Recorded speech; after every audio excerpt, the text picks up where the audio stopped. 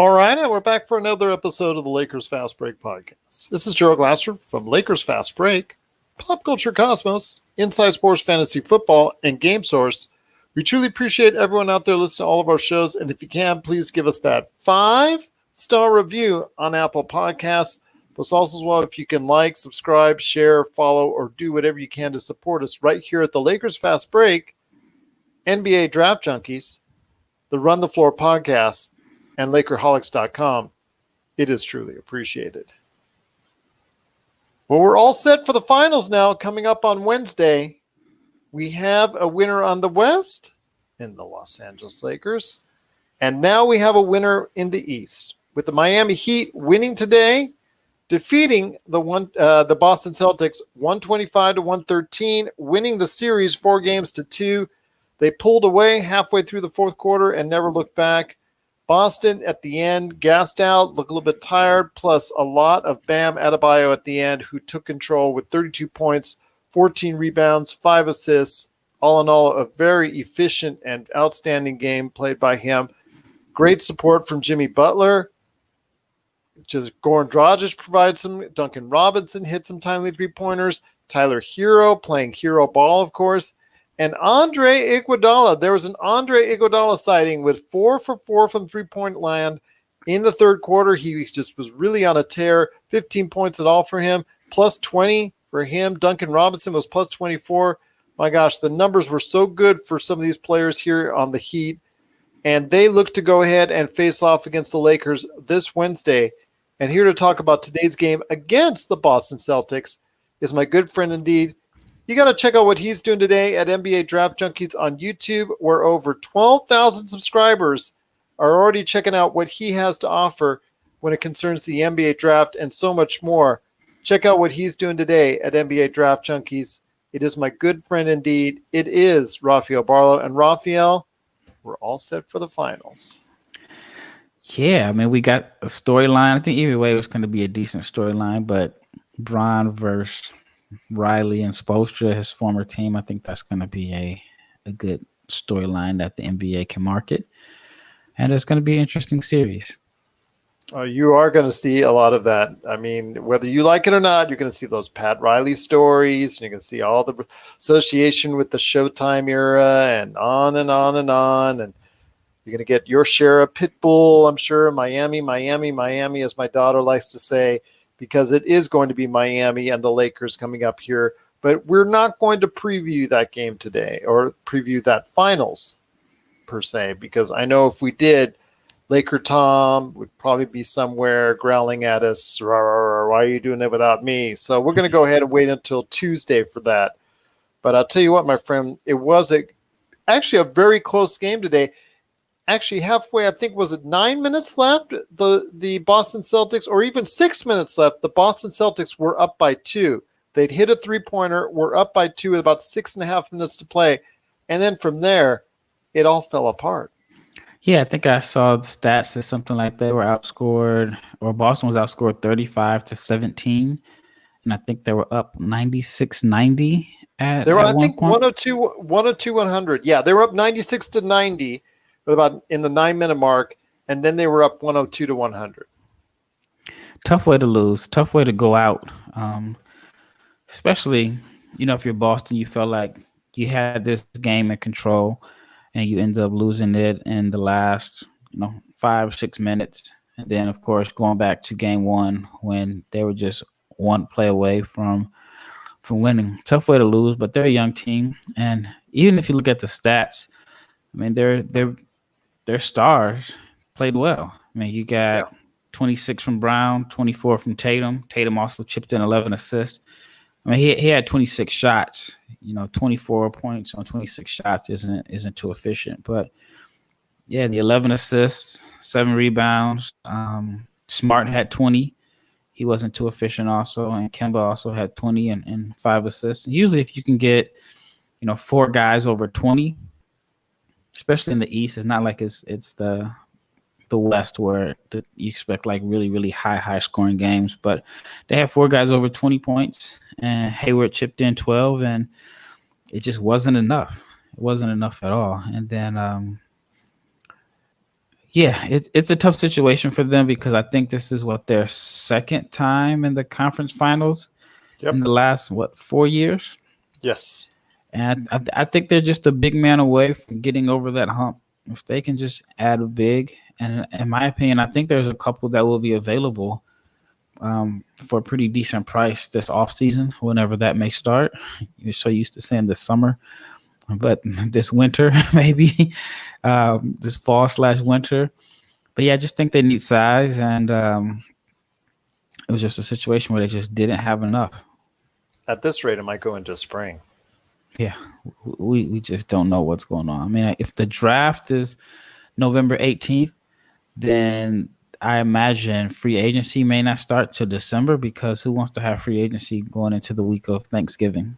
Yeah, exactly. I mean, it'll be total distraction for the league. I mean, the league will, with football and everything else that goes on during Thanksgiving, it'll be totally on the backdrop, and I don't think they would want that.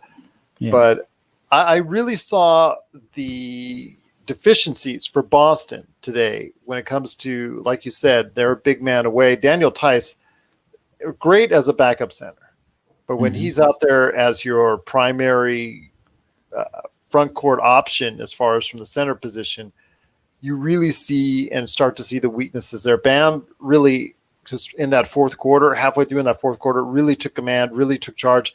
And there was really no way that Boston could stop them, which was why I was telling you that for the Lakers, Boston would have been such an easier matchup, because I don't see any way, if Daniel Tice could have been, cannot guard Bam Adebayo, there's no way he's going to be able to guard Anthony Davis. So, right. I mean, it just seems like that the Lakers are getting the more difficult of the two matchups between the two.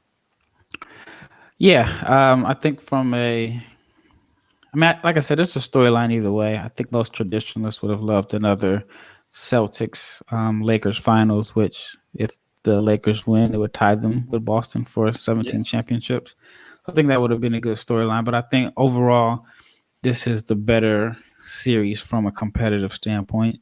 I think Miami has, an all-star big that he's not as good as Davis, obviously, but I think he can present some challenges there. And then Miami has a few physical, strong wings that you can throw at LeBron and give him different looks. And going out and getting Iguodala is this is what they got him for. I don't think a lot of people thought that move was a major move, especially considering that he sat out most of the year. And I know I was critical of him because I felt like he just thought he was too good to play for Memphis, and he, didn't want to provide the veteran leadership, because he's won the Finals MVP and he's won championships with Golden State, and Memphis was beneath him. But the gamble for him, it paid off, and here you are. You got a situation where he gets a chance to, I think this is his 6th straight finals. Yeah. If I'm not mistaken. And so he can, meet up with LeBron again. It's almost like, every year there's either LeBron, Iguodala, or Patrick McCall in the finals. And so we have 2 of the 3 this year. So, but yeah, I mean, if you're Miami, you have to figure that Crowder, Iguodala, Butler can all provide at least some type of matchups for LeBron. At least they can match him as far as like physicality. So, and then their zone is going to be, I think, possibly a problem for the Lakers. That's another thing. I mean, although there were instances today where Boston really was knifing through the zone rather easily, where they were cutting down the middle, which is what you're supposed to do. What you're trained and coached to do is cut right through the middle. And they started to really easily do that. I think it got to the point where Miami kind of backed off on such a hard zone after a little while, because you saw, again, that they were able to go ahead and knife through it so easily. And if LeBron can find a way to do that, that might be a situation. Well, again, we're going to go ahead and cover more of this on Tuesday, but it all depends, like what you're saying, what defenses Miami throws out at the Lakers. For today, though, obviously when it comes down to it, Tatum was very inefficient, 9 for 26. Yes, he was a playmaker, and he got his career high in assists in 11, so obviously he was distributing to other individuals out there. But my gosh, when you go for 9 for 26 and then Marcus Smart is extremely inefficient today, it makes it so much harder for Boston to go ahead and keep up. It seemed like they were doing so well just to stay up, and then just at a point where it just seemed to fall apart from there. Yeah, and that's why I mentioned it's just a tough way to go out. That, on paper, their guys look like they played okay. They still have 4 guys over 20 points. 2 weren't efficient at all. But they have weapons. They have weapons that can cause matchup problems for most teams, but just that one weakness they have in the middle was exploited, especially in today's game. I mean, Bam had 32 points, I believe. Yes. He was just a matchup problem. So I was just thinking about, I guess I'm on my Laker time here, but I was just thinking about with Boston, what can they do to upgrade? And you have to say that you got to make a pitch for Dwight Howard. If Dwight is, which now I think this kind of hurts him in a sense. If Dwight wasn't playing, if Vogel would have kept going with JaVale, then I think that Dwight would have been likely to leave for more playing time. But now that he's going to, looks like he's going to be getting a lot of minutes going forward, I think that he's likely to stay in LA. Of course, if the money's different, I don't think Boston can offer a lot of money anyway. But they definitely have to find a way to, just to get some size, because Bam is going to be there for a while in Miami. And with Embiid, and Philly comes back healthy, Boston, that's just a big glaring weakness. So Hassan Whiteside could be somebody that they could look at. That's who I was thinking of. Yeah, I'm trying to think of somebody else. But yeah, I just thought Dwight and Hassan could be available for cheap. But at the last minute, the Lakers have made some changes, and I think Dwight's value is going to go up. So that kind of helps the Lakers out. There you go. It's going on the Jeremy Grant plan there. Come in, last round of the playoffs, star. So everybody leaves. Everybody has that last impression of you playing real awesome before you head on out. So that's, for an agent, that's ought to be. That's all you want. That's got to be great. Yeah, that's what you want. That's what you want, especially in. Not the Montrezl Harrell way. Yeah, I think Grant is going to end up getting more money than him. I mean, I did read Dallas is interested in Harrell, and I think it's more so from to bring some toughness and, to protect Luka. I don't know how true that is, but I could see that being somewhat of an option for them.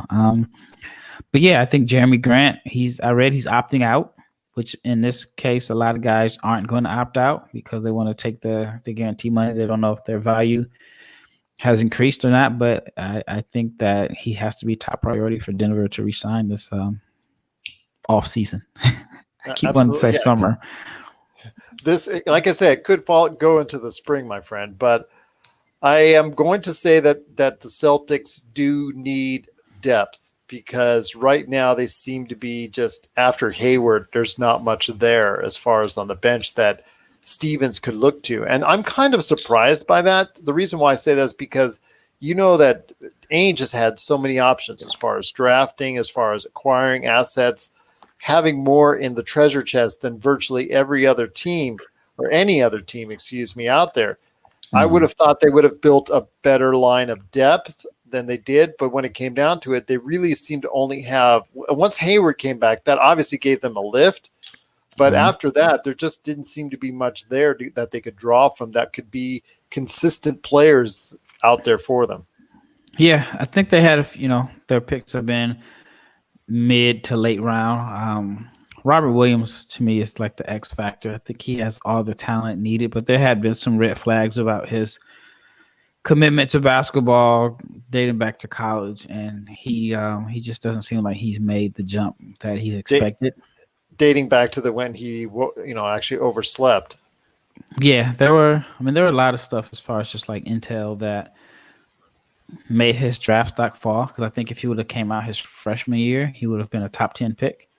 Yeah. And then his sophomore year, that's when, he just all the intel came out about him being lazy and his desire. And then he ended up, falling significantly in the draft, cost himself quite a bit of money. But I think he's the X factor. Romeo Langford, who they had last year as a lottery pick, he spent most of the year injured, if I'm not mistaken.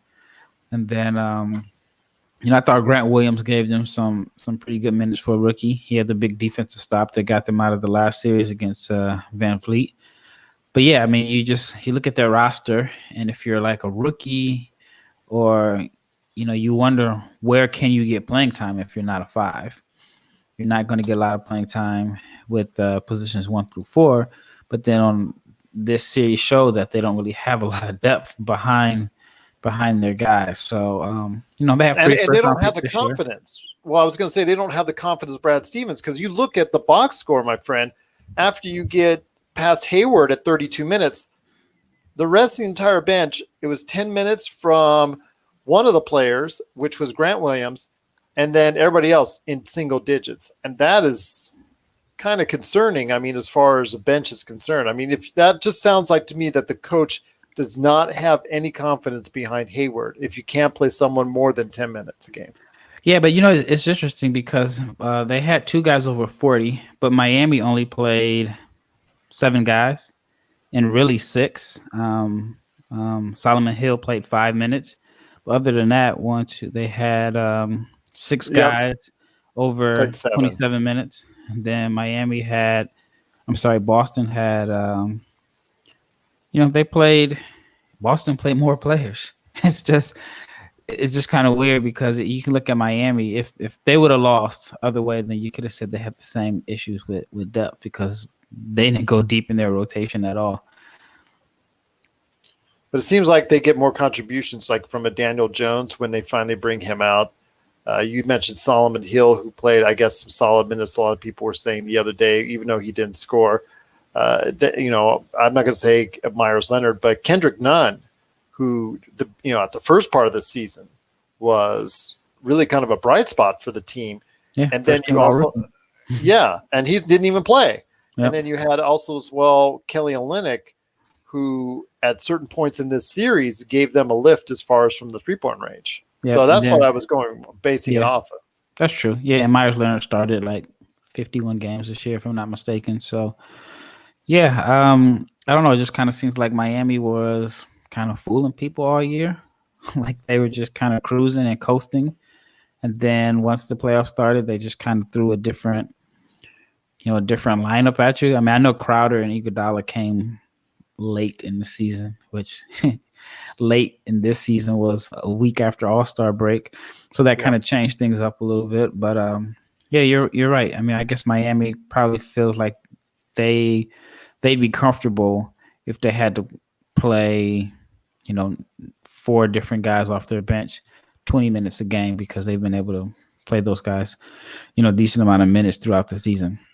Yeah, absolutely. And like I said, you saw Derek Jones Jr. come in there previous occasions for like 15 minutes, 10 minutes here for defensive purposes. Kendrick Nunn, I mean, he's in the doghouse now, but my gosh, like I said, he was first team all rookie.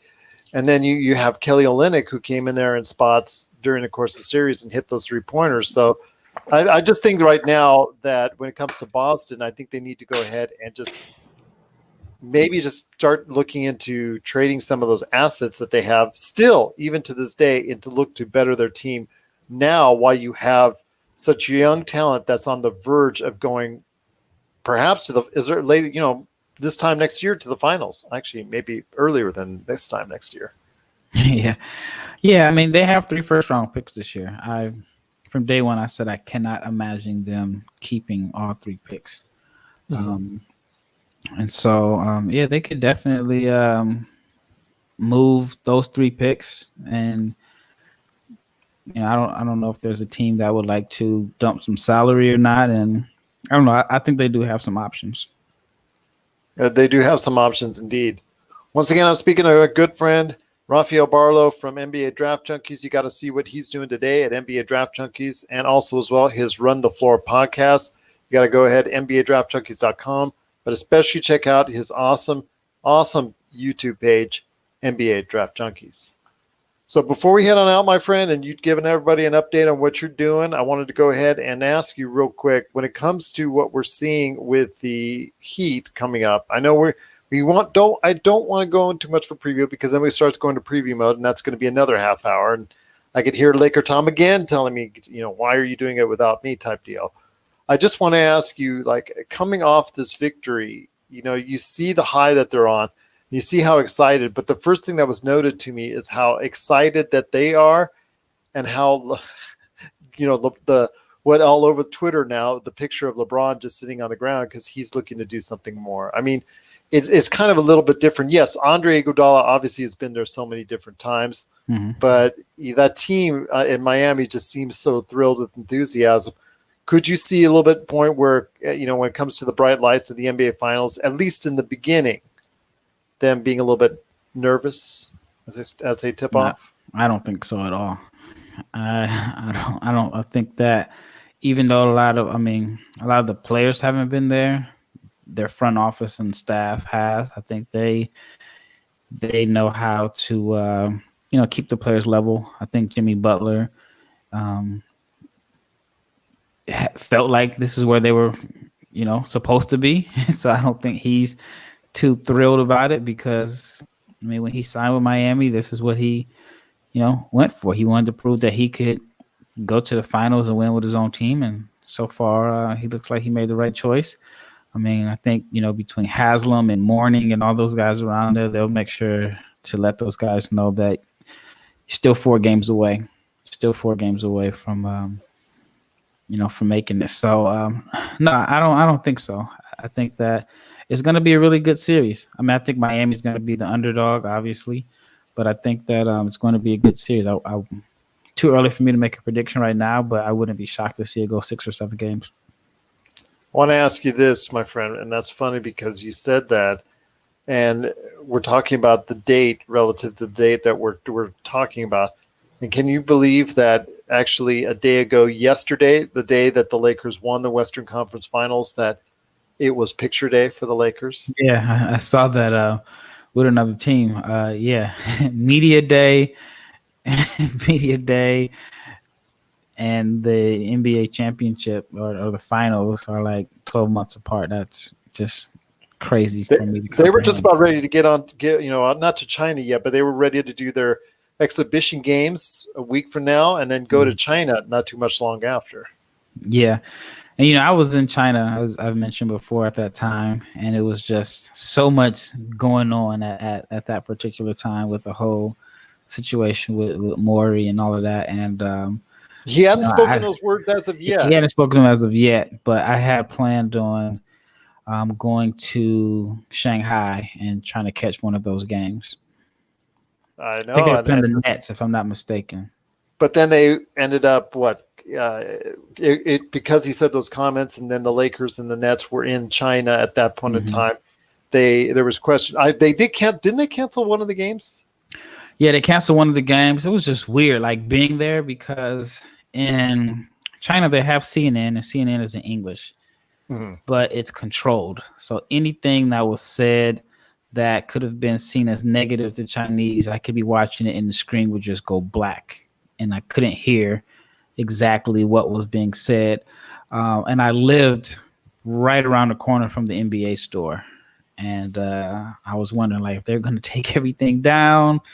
And then I remember walking out, and a guy asked me, was I American? And I'm like, do I answer? Do I answer? Yeah or no? I don't know if there's like this feeling towards Americans. But it wasn't. It was fine, but it was just weird because it seemed like it was so long ago. And then, seeing the pictures today of like different media days, it's like, wow, it's been a year and we still haven't even completed this season. And baseball season's already over as far as the regular season's concerned. That ended today too. So all this stuff is going on. We're already in week 3 of the NFL. The hockey season's going to end this week because it's 3 games to 2, I believe. So that's going to end this week just now because they had their media day 2 weeks before in mid-September. So I don't know. This 2020 has been crazy for altogether different reasons, but I'm just glad that one of the best things about 2020 was meeting you, my friend, finally reaching out, finally getting connected. I don't know if it's been good for you, my friend. Oh, yeah, it's been good. I sucked you into all this. So, yeah, it's been good. I'm here every day, so it's I enjoy it. All right. All right. Well, I'm glad. I'm honored indeed, as always. But before we head on out, my friend, I do want to hit you up on what you're doing at NBA Draft Junkies. I know, every day, every day. But still, if somebody hasn't heard this show yet, or this is their first time listening, I want to hear your thoughts on exactly what you got cooking up this week at NBA Draft Junkies. Yeah, this week I think I'm going to focus on maybe 5 to 7 international prospects that I think will be drafted in the second round, and then I'll post those videos along with just some commentary on what I think they can bring to a team or what their upside is, and then I'll do a few more interviews as far as like having different I don't want to call them fans, subscribers or listeners come on and share their big board. And one of the guests I have on this week will be Gerald Glassford from the Lakers Fast Break. So yeah, just looking forward to hearing your big board, your top 14, and we'll just kind of go from there. My goal is at least 5 to 7 videos this week, which I think I should be able to accomplish. Because I have got some tweaking I already started on it that's not been posted on my popculturecosmos.com site. So I'm going to throw some in on there for you. But I was thinking, should I give you the shock value of some of the other guys that have been on your show already, or should I just go ahead and straight up how I feel?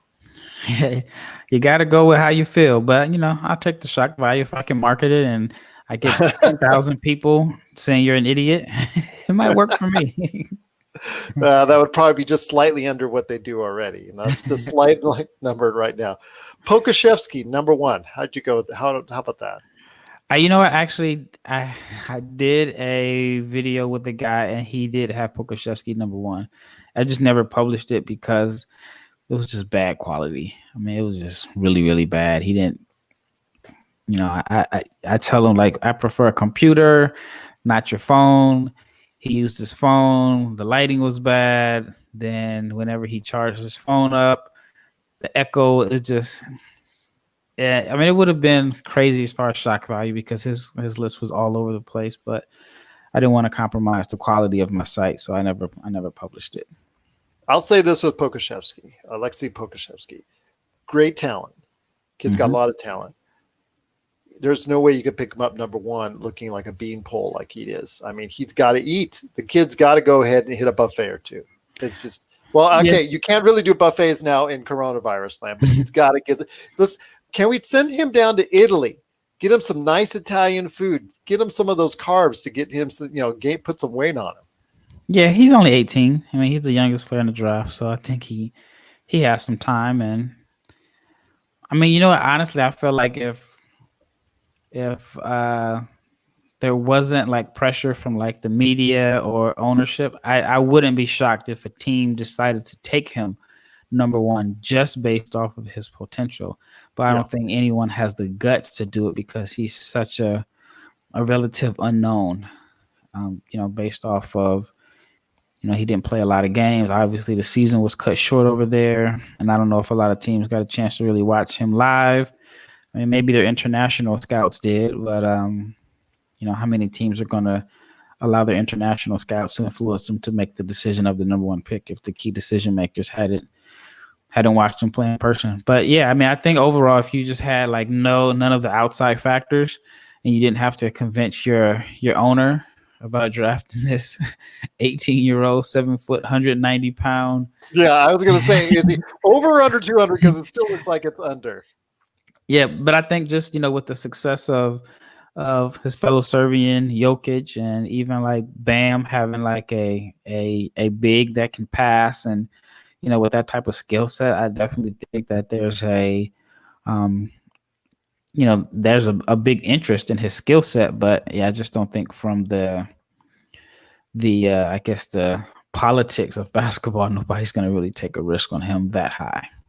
Because I've told you from the beginning, I've been really high on him. But even I, if you look at my current, see him still, maybe 12, 14, I forget off the top of my head. But still, it's not, I can understand why, because there are obvious risks in taking him because he has not developed any type of strength or weight yet. And people say, oh, yeah, you can add weight. It shouldn't be no problem. Sometimes they don't. Sometimes they just stay, at a low weight that's going to basically keep them ineffective throughout their entire career. I mean, we've seen, Dragan Bender. He just never really gained the strength that he needed to. And obviously, that's one of the many reasons why he's never been able to be an effective player in the NBA. Yeah, but I think you have the same questions about LaMelo Ball. I mean, he's right now, I think the last listing they had him at was like 180 pounds. So he's pretty light. But he's more of a safer pick as far as the media is concerned because, they're a little bit more familiar with him and he's going to generate tickets, even if he ends up being, God forbid, a bust. But, your first year, you're going to sell a lot of ball jerseys. You're going to get a lot of ticket sales if fans are ever allowed to come to the games, but maybe even league pass packages. So I think, even there, it's a safer pick simply because, financially, you get your money back short term. But I think just overall skill for skill, like I said, he's really good. He is really good. What I've seen, and I've watched a lot of video after you first alerted me way back when. Mm-hmm. And then I looked at him and I really got high on him. And then a lot of people were calling me, I don't know. I think you're kind of out there. Man, the guy is so thin. I said, look, I know he's under 200 pounds, but the guy he's got all the tools to go ahead and succeed if he's able to go ahead and just work on some of those other small things like gaining weight, gaining strength, and being able to be out there without getting bowled over. Yeah, I mean, for me, the biggest concern for me is his toughness. And I've mentioned it on a few podcasts. I saw him in person. I went to the tournament in Greece last summer, and he had one game where it was a big matchup against a kid. I can't pronounce his name. It's like Ariel Hoporti. He's projected in either 21 or 22 draft. He's a big from Germany. He actually won, I think he won MVP of the Basketball Without Borders camp this year at NBA All-Star Weekend in Chicago. But he's a big from Germany, and they were matched up. So it was kind of like a big deal for all the scouts to go watch them play against each other. And Pokusevski played 6 minutes. He was 0 for 5 from the floor, and he didn't, after he checked out for to be substituted out, he never came back in the game and just didn't play. I mean, he seemed fine on the bench. There wasn't any signs that he tweaked the ankle or shoulder or anything like that. There was no ice on him. He just didn't get back in the game. He did the layup lines at halftime, looked fine, and didn't play the next game. And so we were just sitting there wondering, like, is he hurt? Did they get a call from his agent or somebody? It's like his stock is high. I don't know. It was really, really weird. And, he had a big game that kind of got him on the map. He had a game where I don't remember the exact box stats, but he had a triple-double, and he had like multiple blocks, multiple steals. He just showed his whole skill set. And then, of course, now everybody's kind of following him around, and his name kind of spread on social media. So I was there for a week, and, he showed flashes of his talent, but he just disappeared. And to this day, I still don't understand why he didn't finish the rest of the tournament.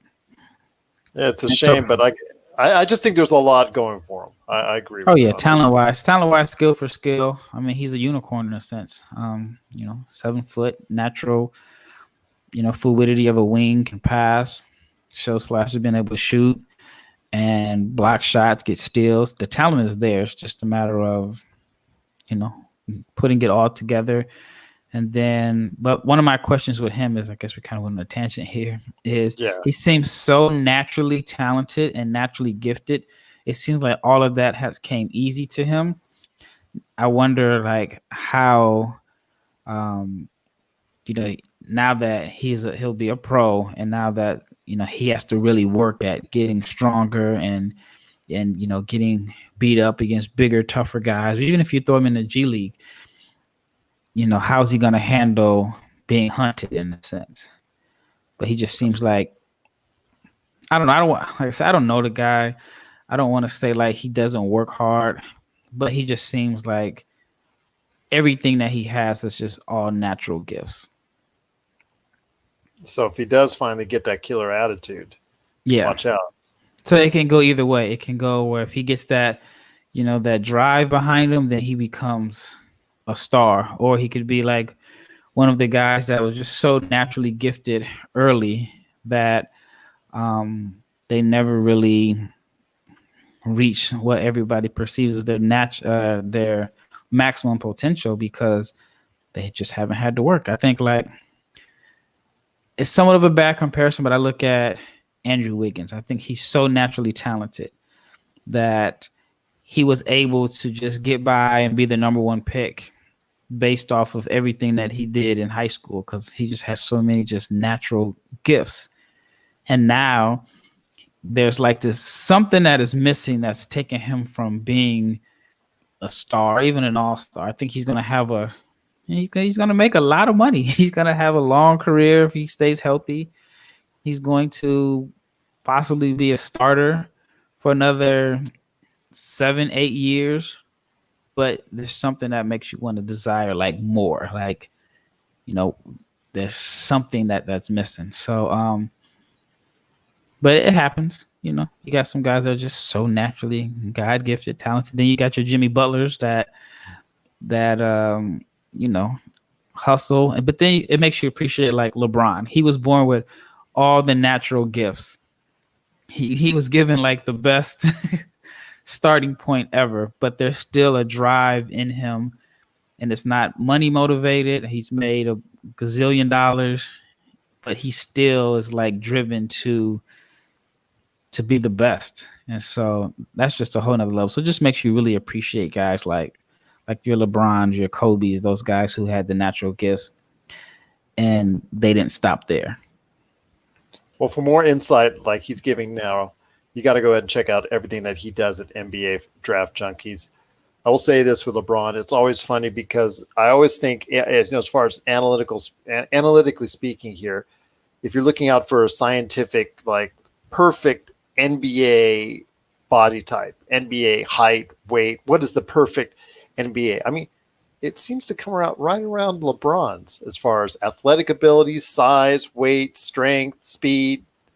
He seems to check all those boxes. And I'm not saying this just as a Lakers fan. I'm just saying as even when I saw him for many years, it's just like, okay, he's got the height, he's got the strength, he's got the weight, he's got the size, he's got the athletic ability, he's got the passing.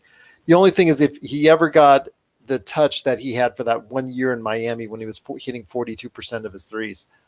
Outside of that, his shot is a little off and his free throw shooting will be there, but he's about the best player that's as far as from an analytical mind or a scientific mind that's ever been out there. Yeah, and I even think his shooting is underrated because you look at the stats, he's a better three-point shooter than Kobe and Jordan on a higher volume of attempts. And I think with Miami, the reason why the three-point percentage was higher is he was probably getting more catch-and-shoot opportunities. But if you look at now, almost every three that he shoots is off the dribble. Yeah, which is not as efficient of a shot. So, I just think that his shooting is so underrated because you can't go under screens, and I just think that he doesn't get the respect he deserves as a shooter, especially when you compare him to Kobe and Michael. I just think percentage-wise, he is better.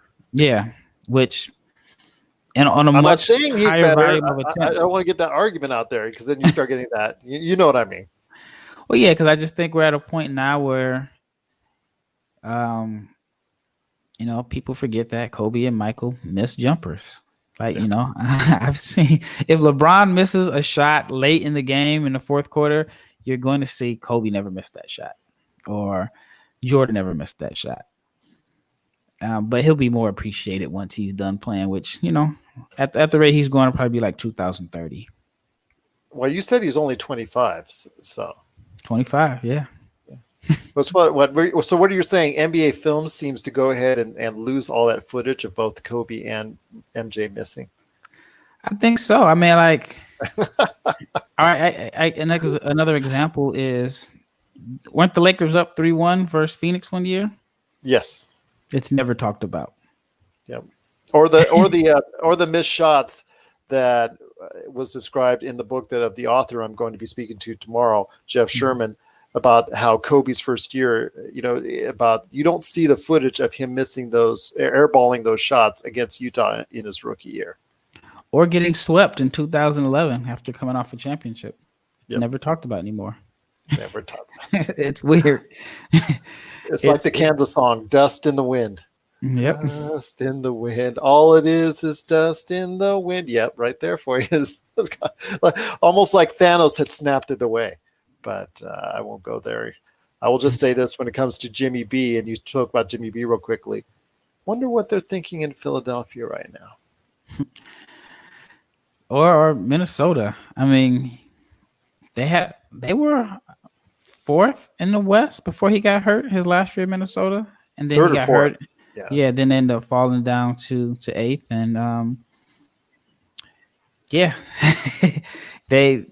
Simmons and B, Wiggins, Cat have to think like, man, we're probably more talented than what he has in Miami, and we should have just took his lead. What can you say? Just decisions. But I don't know. Again, Elton Brand, we've talked about before. I don't know if he should have kept his job or not, but he has. But now he's got to watchful eyes now, coordinating everything with him. So we'll see what happens there. And obviously the coaching situation with Mike D'Antoni possibly getting the job. We'll talk about that if it happens over the course of the next couple of weeks. So we may be able to talk about that. But there's so much going on in the NBA, my friend, but it all starts this Wednesday, coming up with the NBA Finals. On Tuesday, we're going to go ahead and have a preview because we can't have a Lakers Heat preview without Laker Tom and some of the LakerHolics.com crew. Monday, I've got Jeff Sherman from the #1 sports biography book, Three Ring Circus, covering the early years of the early 2000s of the Lakers dynasty there, talking about Kobe, Shaq, and Phil, not only during, but much before when they first got together and also after with the fallout and all that. So some great stories.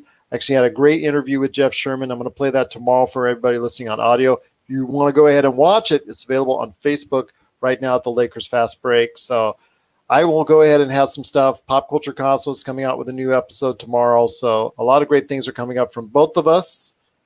Right here, just a lot of great stuff. We're podcasting, we're putting out stuff right there as far as videos, audio, everything that we can do right here to entertain you on all the stuff that we're doing. So a lot of hard work for both of us up in the near future, my friend.